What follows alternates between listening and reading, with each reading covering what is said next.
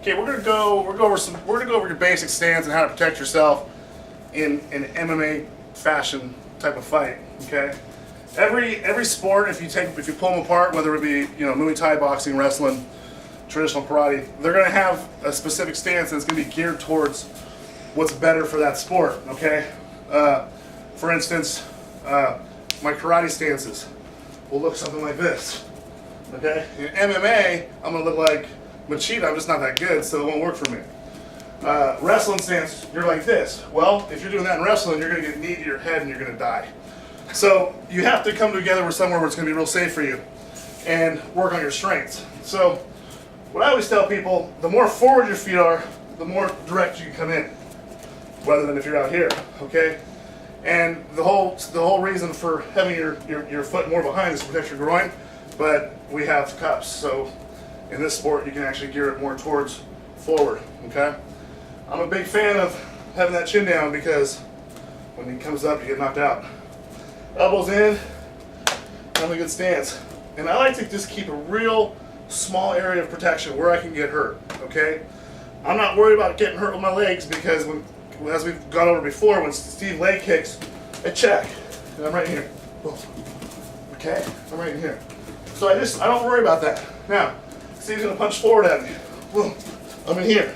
Boom. Okay, real tight. I'm real tight. Small gloves changes everything. Okay, boxing, you can sit here all day and not get hit for the most part. With little MMA gloves, you have to have a different approach. Okay, so chin's down, elbows in. I like to protect this area right here.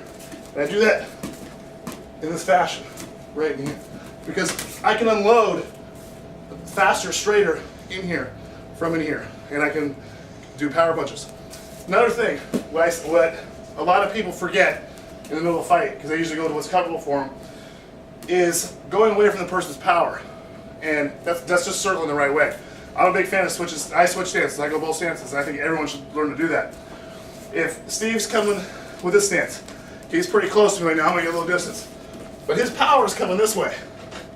If I circle this way, I just get away from his power, and I can throw more stuff that's not going to really affect me. His power is coming from this side. If I switch stance right in here, I'm going into his power. Okay, so I better be pretty comfortable here. Both our same feet are out. His power is this way. My power is that way. Okay, if I'm going to circle this way, we're both circling away from our power. If we circle this way, we're going into, it's opposite. So I'm a big fan of going out southpaw because most people, it throws them off a little bit. Okay, so remember that if you worst case scenario, you're circling away from their power all the time. In here, it's uncomfortable for them. Away from the power. Okay, and always keeping that chin down and the elbows in, right in there. Basics.